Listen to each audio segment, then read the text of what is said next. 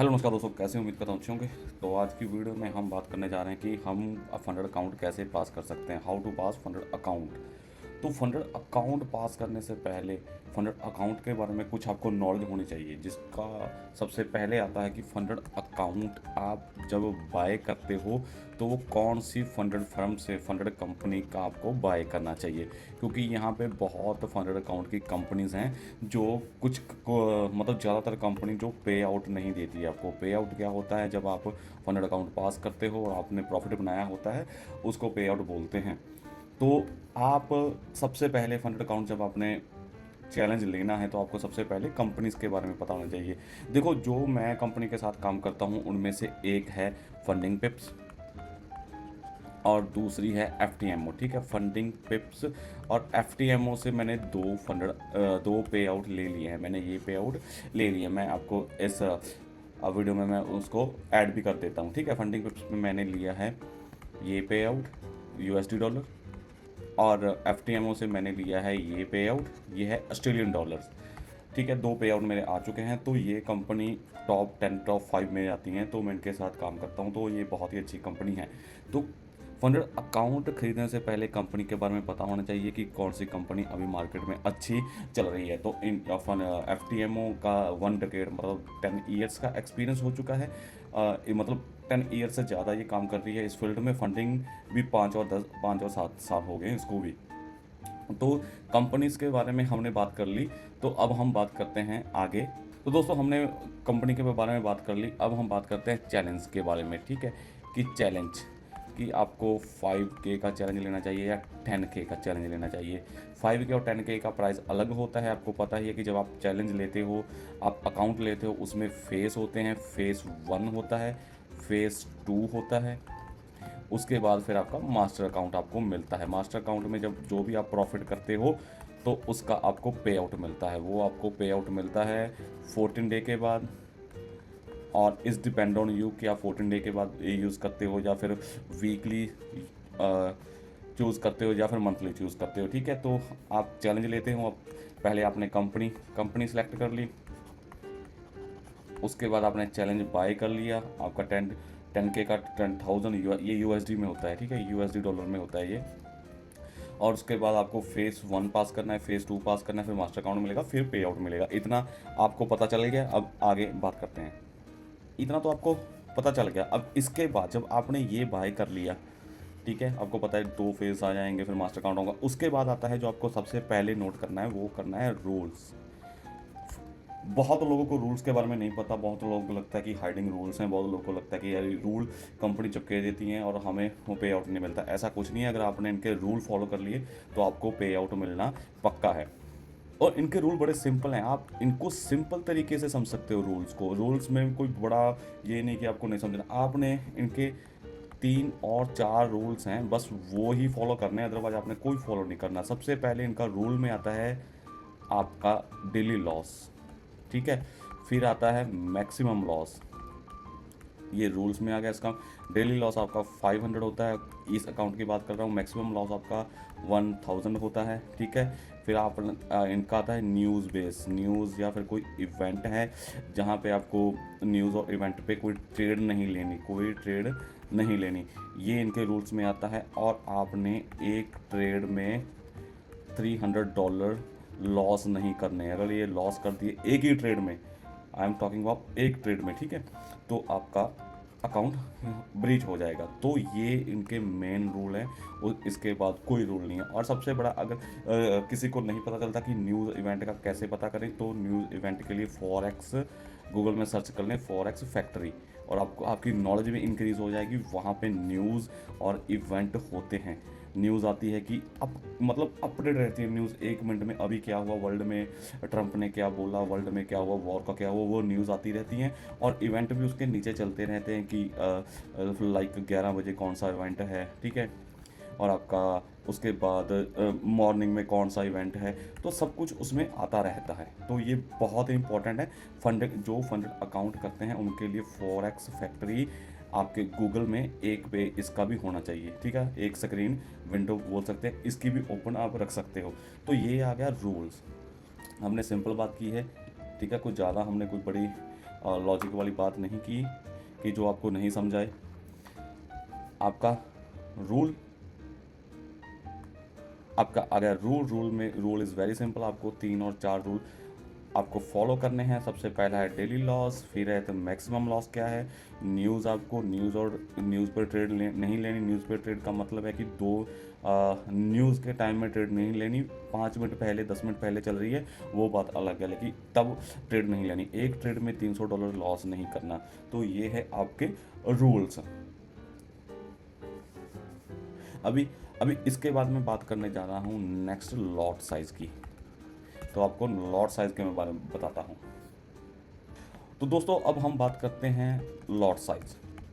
Video को ध्यान से देखते रहें, वीडियो बहुत इंपॉर्टेंट है। वीडियो को मैं बिल्कुल रॉ तरीके से बनाया है, बिल्कुल सिंपल बनाया है, तो आप वीडियो को देखते रहें। लॉट साइज़ का सबसे बड़ा रोल होता है आपके लॉस और प्रॉफिट में। लॉस और प्रॉफिट में जो लॉट साइज़ है उसका बहुत बड़ा रोल है। अगर लॉट साइज़ आपका गलत हो गया तो आपका लॉस बहुत ज़्यादा हो सकता है, और मे बी एक ट्रेड में आपका अकाउंट ब्रीच हो सकता है, अकाउंट ख़त्म हो सकता है।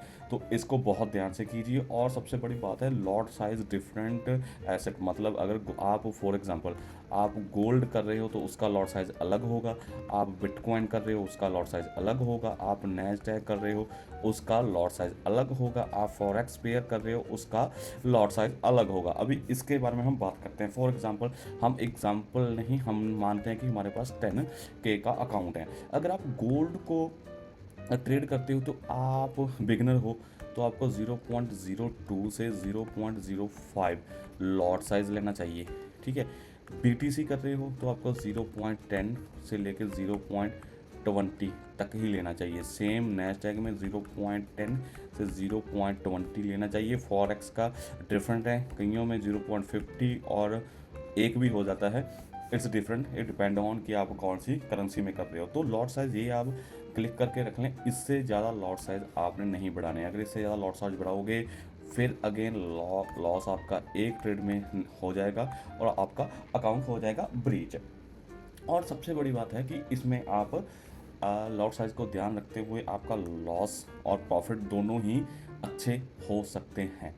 मतलब अच्छे, मतलब कहने का, अगर आपने ये लॉट साइज़ गोल्ड में ट्रेड किया, प्रॉफिट हुआ तो भी अच्छा हुआ, लॉस हुआ तो भी आपके हाथ में होगा कि नेक्स्ट ट्रेड के लिए आपके पास मिनिमम मतलब अमाउंट पड़ी होगी। जो हमारा मान लो हमें 500 मिलता है एक दिन में लॉस करना, अगर आपने ये गोल्ड का इस लॉट साइज से ट्रेड ले लिया तो हमारा $100 और 150 लॉस हो गया, तो हमारे पास फिर भी 350 पड़े होंगे डे में और लॉस करने के लिए, ठीक है।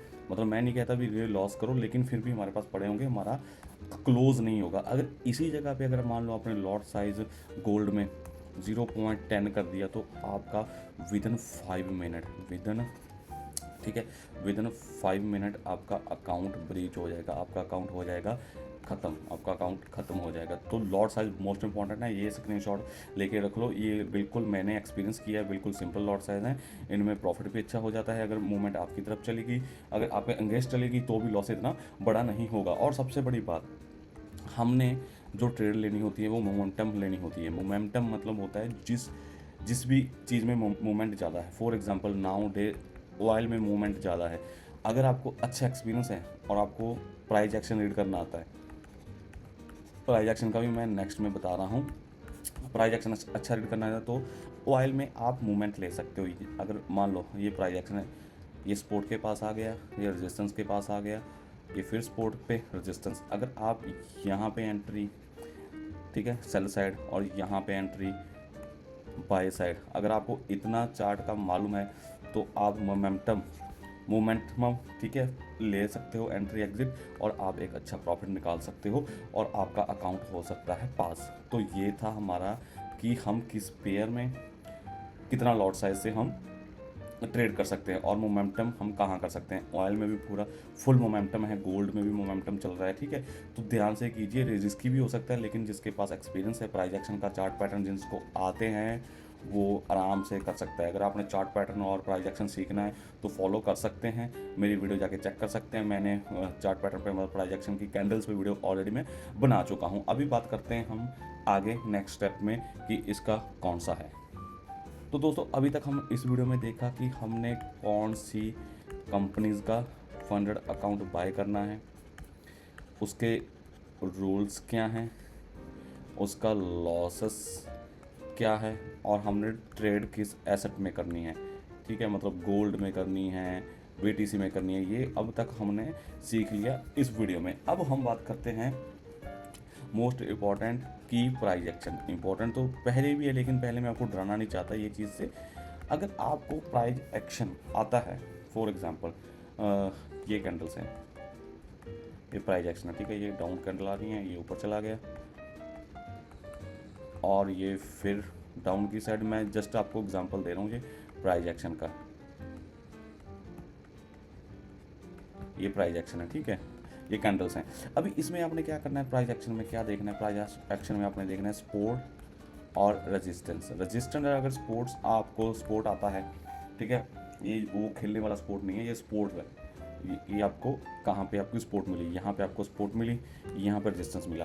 फॉर एग्जांपल अगर आपको पता है कि पीछे से मार्केट आ रही है घूमती हुई, ये इसकी सपोर्ट थी, यहाँ से स्टार्ट हुआ, अगर आपको पता है कि यहाँ तक ये ऊपर वाला होता है रेजिस्टेंस, ठीक है, नीचे नीचे होती है ये वाले, और ट्रेंड यहाँ से मार्केट ऊपर की तरफ जाती है, वो होती है सपोर्ट होती है। अगर आपको पता है कि यहाँ अभी आ गया, यहाँ पे इसने कोई नेगेटिव कैंडल बना दी, जैसे मैंने आपको बोला शूटिंग स्टार और हैंगिंग मैन। अगर कैंडल्स के बारे में नॉलेज लेनी है तो मेरा वीडियो जाके चेक कर सकते हो चैनल पे, इसी चैनल पे आपको, और मैं लिंक भी आपको सेंड कर देता हूँ, ठीक है।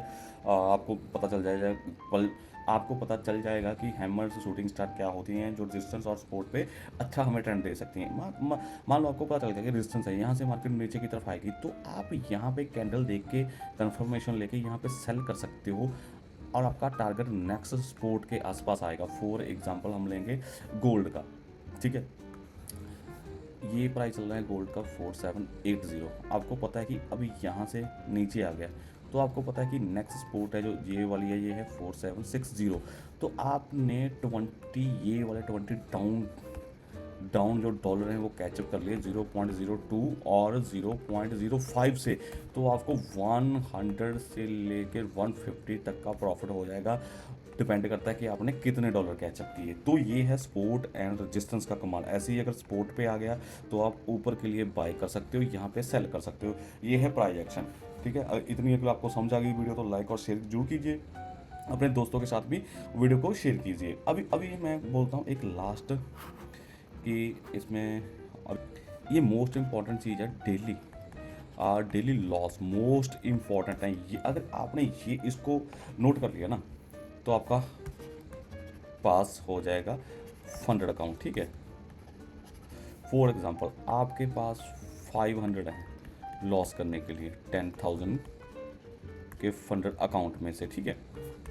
तो आपको पता चल गया कि मेरी आपने एक ट्रेड ली और आपने उसका लॉस रख लिया कि यार मैं $100 लॉस लूँगा और 150 लूँगा। वो ट्रेड आपने एंट्री सही की, लेकिन ऐसा नहीं होता कि हर बार बड़े से बड़ा ट्रेडर भी 100% सही हो। 80% एक्यूरेसी मोस्ट इंपॉर्टेंट होती है, ठीक है। अब आपने एंट्री सही ले ली, लेकिन वो 100% नहीं थी, वो 80% पे आ गई। जो 20% रह गया वो रह गया आपकी एंट्री गलत होगी, तो आपको 150 का लॉस हो गया। अभी मैं क्या कहूँगा, अगर एक ट्रेड में लॉस हो गया तो आप सेकंड एंट्री का वेट कीजिए, उसमें ट्रेड लीजिए, और आपका जो ये वाला लॉस का आपने प्राइस सेट किया हुआ था ना कि मैं $1 और $150 लूँगा, तब आप नेक्स्ट लॉस के लिए वो प्राइस कम करके इतना रख सकते हो, कैपिटल कम करके $70 और $100 ले सकते हो, कि अगर दूसरी भी आपकी ट्रेड आपकी साइड नहीं गई तो आपको लॉस 250 होगा।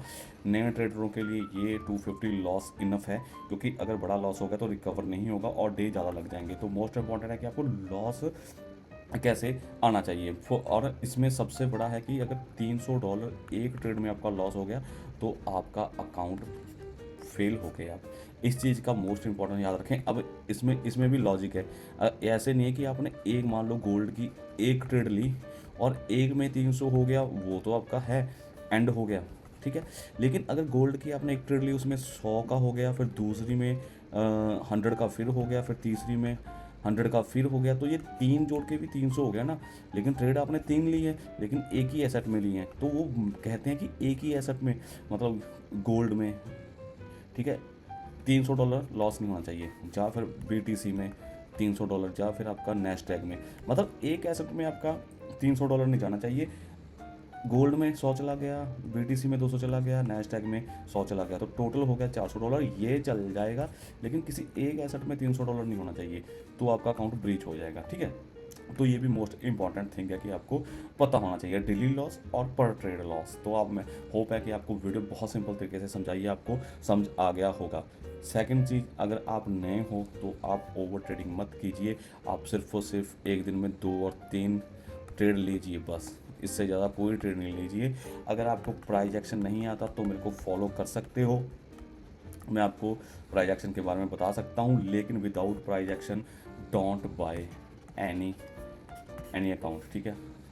कोई भी अकाउंट को बाय मत कीजिए अगर प्राइस एक्शन और आपको कैंडलस्टिक्स के बारे में नहीं मालूम, तो मैं आपको प्रेफर नहीं करता कि आप चैलेंज करें। पहले 1-2 मंथ लगाएं, प्राइस एक्शन को सीखें, फिर आप उसके बाद चैलेंज ले सकते हैं। और मैं आपको लिंक भी सेंड कर दूंगा, अगर आपने मेरे अंडर अकाउंट कोई परचेज, वैसे भी आपने अकाउंट परचेज करना है, अगर मेरे अंडर अकाउंट आपने परचेज किया तो आपको एक डिस्काउंट मिलेगा। तो मिलते हैं नेक्स्ट वीडियो में। अगर कोई भी वीडियो आपको स्पेशल कोई वीडियो चाहिए, किसी चीज़ पे चाहिए, तो आपको मेरे को कमेंट कर सकते हैं, मैं स्पेशल उस चीज़ की वीडियो बना दूंगा। होप है कि आपको अच्छी लगी होगी वीडियो। अगर वीडियो अच्छी लगी तो लाइक शेयर जरूर कीजिए अपने दोस्तों के साथ, और सीखते रहिए। जब तक मेरी नेक्स्ट वीडियो आएगी तब तक प्राइस एक्शन सीखते रहिए, क्योंकि प्राइस ही स्टॉक मार्केट में भगवान है।